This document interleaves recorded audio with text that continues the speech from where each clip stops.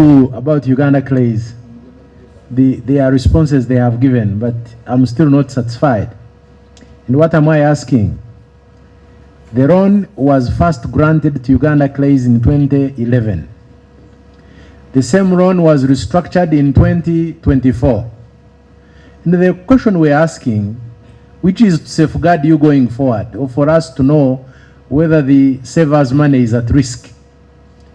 If in 2011 there were no rules followed, what rules did you follow in 2024?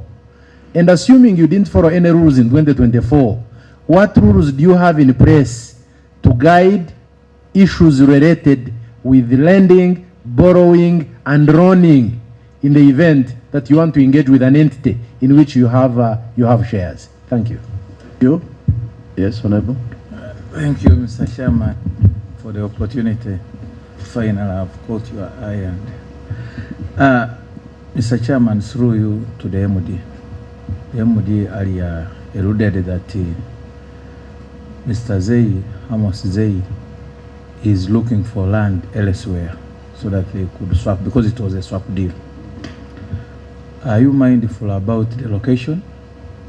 Because land in Namugongo and the Kireka is not the same. When you go to Namugongo, the price is different. When you come to Kireka, it is different. When you go to Mukono where I stay, it is what? So are you mindful about the location from Temangalo to somewhere else? And were these part of your discussions in your MOU with Amos Zay? This is something that you need to tell the committee and the Ugandans, because this is their money. It is not yours as an entity, but it's for Ugandans who are saving with the authority. Thank you so much, Mr. Chairman. Thank you. Yes.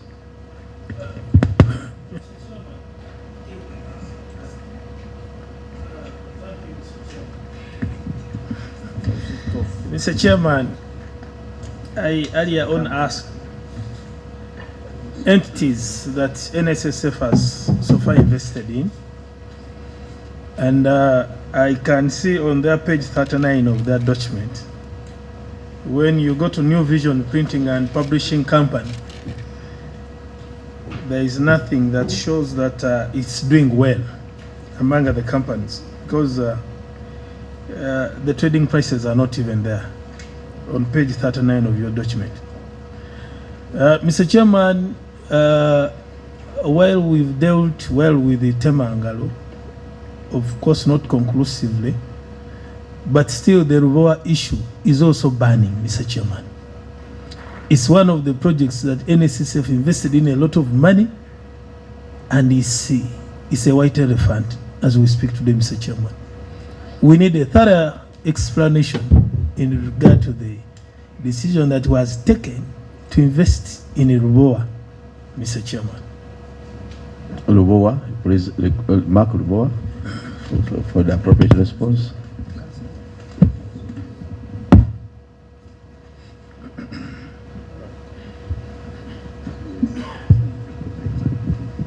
Chair, sorry for shifting my seat, because our kids in UPE, they are stressed. Even the parents who are this side are also stressed with the city. Three values. One of them is safety. And if you talk about safety, you are talking about management of the fund and investment. MD, on the matter of giving loan to Uganda Clays, I want to bring it to your attention that Section 30 of the NSSF Act requires you as the NSSF to do consultation with the Minister of Finance. Can you be on record and tell Ugandans whether you go to that consultation, and if it is there, can you furnish it to this House? Yeah. Chair, my other concern. Which are you asking for a document? Yes, that authority from the Minister, giving them authority to go ahead and transact with Uganda Clays, because that is the position of the law, Section 30. So proof that you got clearance? Yes. From Minister of Finance. Chair, this team from NSSF today, they keep in hide and seek. They keep saying they happened before we came in. But I want to inform these people before us that the day you were offered appointment letters, you take responsibility over the management of NSSF affairs. So this question of coming here and you say they happened when you are not yet there should cease. And if Honorable, I think that is enough for now. Chair, one last one. If they are Summarize not it. prepared, I think they can go back and organize themselves No, and come when they are prepared. There is no way of dodging accountability. Yes. Put 3 values. One of them is safety. And if you talk about safety, you are talking about management of the fund and investment. MD, on the matter of giving loan to Uganda Clays, I want to bring it to your attention that Section 30 of the NSSF Act requires you as the NSSF to do consultation with the Minister of Finance. Can you be on record and tell Ugandans whether you go to that consultation, and if it is there, can you furnish it to this house? Yeah. Chair, my other concern. Are you asking for a document? Yes, that authority from the minister, giving them authority to go ahead and transact with Uganda Clays, because that is the position of the law, Section 30. So proof that you got clearance? Yes. From Minister of Finance. Chair, this team from NSSF today, they keep in hide and seek. They keep saying they happened before we came in. But I want to inform these people before us that the day you were offered appointment letters, you take responsibility over the management of NSSF affairs. So this question of coming here and you say they happened when you are not yet there should cease. And if Honorable, I think that is enough for now. Chair, one last one. If they are Summarize not it. prepared, I think they can go back and organize themselves No, and come when they are prepared. There is no way of dodging accountability. Yes. It's still about to Uganda Clays. I would love to know which other institutions and organizations that fall under Uganda Clays, and what is their portfolio. If you have been, that is, if you've been lending to other organizations like Uganda Clays, and how are they performing?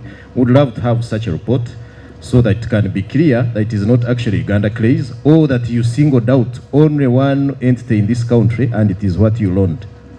Yes. Number 2 is about Temangalo.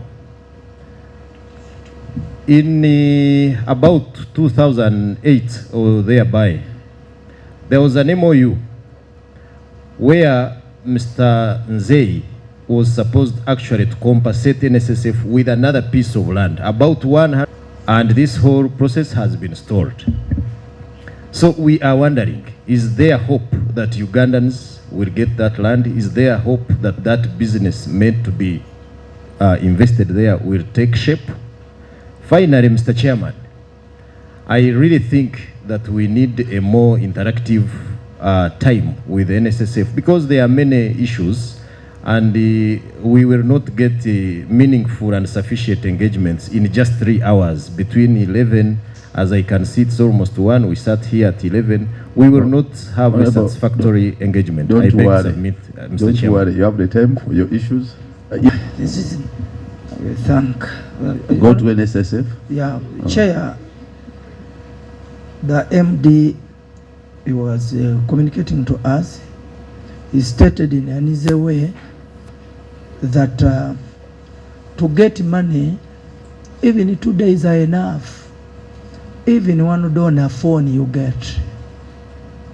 And when such big people are here before us, they give us information, and you may think that it is as cheap and free as they have stated. But moving out is different. That's where people can say, network, you must get a code, what. You know, we have even people, you serve who are villagers, like my people of Kamira. Network can take 2 weeks. So you have such arrangement when you take that 2 days are okay. So we need also just to be fair as you are giving such, because some of the things you are telling us, they are not applicable. So we want you to be genuine to Ugandans too. In Uganda, there is always a handover function, and you see people exchanging files. But here we are circling on these issues because where we are now, NSSF, it's the only somewhere people can just get some little money which they have worked for. But for you who are using it, you benefit much, much more than those who are in need of that money. So how I wish that as you are before us, the issue of we are not in office, that's why some issues, when you use that as it were a defense. So I think that one, Chair, you need to guide us, that whoever is here is in capacity to answer and brief us conclusively without using anything of that nature. Last one. Maybe to arrest your fears. Yes. The Constitution is very clear. Yes. That any public officer or accounting officer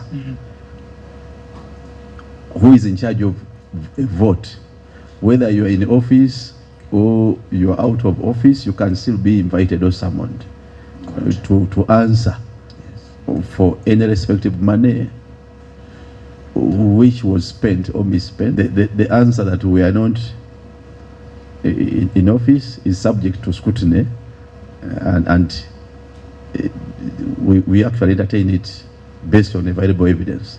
And that's why we sought for additional. Thank you, Chair, with your wide guidance. But I hope you are done, because yeah, we have to move. Concluding with the last one, as I stated. Hey, please conclude. One second. Chair, there are such arrangements of buying property in Uganda and what we have seen a current of conspiracy or insiders when they are working with outside. First of all, there is an issue which has been brought about by Honorable Sechitoreko. I've heard the lady, I've not yet marked the names, and another gentleman there talking about the period they acquired the offices and decisions when they were made. The lady said some decisions were made when they were not in responsibility of the same offices, and the gentleman said it too. Maybe it seems these people are also not satisfied with the decision which were made by those people which were in offices before. We need to get clarity. Are you not also satisfied by these decisions which were made by your predecessors? Because I've heard it, the lady complaining about it, and the gentleman complaining about it. And like you guided, Mr. Chairman, can this committee summon the same people who made the decisions to get clarity of some issues? Then number two, Mr. Chairman, Mr. Owoli is a board member of Kajansi, but again is one of the decision makers in NSSF. Are you there as a board member to benefit the NSSF? Were you assigned to be a board member as a reason to benefit NSSF, or did the Uganda Clays benefit in this loan because you were a member of the board and also working in NSSF? Thank you. Is it true that whenever you borrow money to one institution, you designate a board member to such an institution? So we need to get some clarity there. Beneficiaries, if someone was on a different scheme, saving scheme, and changes a scheme to another scheme, when does that person has to access the money? When is not yet already at 45 or 50 what? 55. Can that person access money if the saving scheme changes? Thank you. Thank you. I think I've captured quite a number of questions. For example, Produce Marketing Board. Coffee Marketing Board. What the auditors did 2 or 3 years after closure, they would go into this entity and find a line which says payable to NSSF. And they would send a check to NSSF without any accompanying details on such a member. We also found a lot of things that was interesting. Some of the people who worked in tea plantations, especially in the Western Uganda and so on, were actually come from the Congo, but the money was being deducted and sent to us without registration. That, when we did an analysis, that were, I think, around 9 or 10 years ago, that number was close to 145 billion shillings. That number now has kind of stagnated around 45 billion shillings, and we do advertise. Now, at each end of the month, so end of the year, what happens is a lot of employers realize that they need to have their money in for June 30th. They will send money without accompanying schedules. That's why normally you'll see end of year, there's a bump and then it goes down as the names come through in that case. Every account, every balance in NSF, whether it is in the reserve account, when we declare interest, we apply interest on that account. I tell people jokingly that NSF is a place where you will not lose money. If you have a grandchild who comes saying, you know, my grandfather used to work in Produce Marketing Board, here's the documentation we have and so on, this is what was, we'll go back in that reserve account. Now, the law requires that we have to go to the Minister of Finance to get permission to then pay that member. But it doesn't matter how many generations there will be. If somebody shows up with the documentation to prove that his great-grandfather, great-grandmother worked in a certain entity, and they've never got the money, and they can give us the documentation for that, they will get paid. So in essence, this is because the money doesn't go to the consolidated fund, and we apply interest on that money every year when we declare interest, so that no member is disadvantaged because the money is in it. We run dormant fund announcements once a year. I think we're just getting ready to run another one, so that we try to remind people. Sometimes we only have one name. We'll try to do that. Please come, bring your documentation. Let's see what you have. See if maybe you have the money. When did you last make such announcement? Joseph, when did we do it? The last time? No. Let's get yeah. When did you last make the announcement for money on dormant accounts? Chair, we last did one for the financial that just ended, because it is a requirement of the law for us to publish the dormant account on an annual basis. So even for the year that ended June, we published, and that evidence can be. You published it in June or within the year? No. I'm saying for the year that just ended June, we published within the year. I may not give you the real month or date, but that evidence is available. We need a copy of that advert. What about for the previous year, the year in audit in question? We did as well, because it is a requirement of the law that annually we need both for publish 2024, 2025, and 2025, 2026. The member wants to know what do we include? So we include the name of the individual. We include the company where they worked. We cannot include the rest of the details because they are very private, details. We can't put the balances in the notice, but it's simply your name and the company where you worked. Pardon? Which number? Well, no. Because I mean, for the suspense account, this person doesn't have a number. Okay. For the dormant account, now, Chair. No, please take us slow. Now, for those who you say don't have a number, how do you arrive at that? Before you go into Thank you, Chair. The depots. You proceed. You are protected. So, Chair, just for context, yes, there is a difference between the suspense account and the dormant account. Yes. For dormant accounts, under the law, there are people that qualified and took their money, but for some reason, additional money came onto their account. We are required to publish such that such people can come for that additional money. Okay. Now, suspense account relates to unallocated contributions. Today, we can go and audit an entity 7 years ago. And from the audit findings, we discovered that there were people employed there whose monies were never remitted. We've got an obligation to recover their money. So when we recover their money and you do not have an NSSF number, that money is what is kept on the suspense account. Now, before you proceed, if it arises in that way, it means the entity you saw audit would be in position to provide the names of the beneficiaries. Why wouldn't you now make a pronouncement that includes the beneficiaries' names? And Chair, Even though they may not have accounts. Chair, we include the names when it's a publication for suspense account. Have you ever made a publication for suspense account? Yes, explaining is that we've got an obligation to recover that money on behalf of the member, even when that member is not available. It is then our duty as NSSF to undertake efforts to look for those members. Now, when you look at the amounts that the MD, talked about, the fact that that amount gradually has gone down, it means that indeed we managed to trace these individuals, register them, transfer that money from the suspense account to their individual account, run their interest for the years that the money was with the fund. And if they qualify, they put in a claim. If they don't qualify, the account keeps with the fund.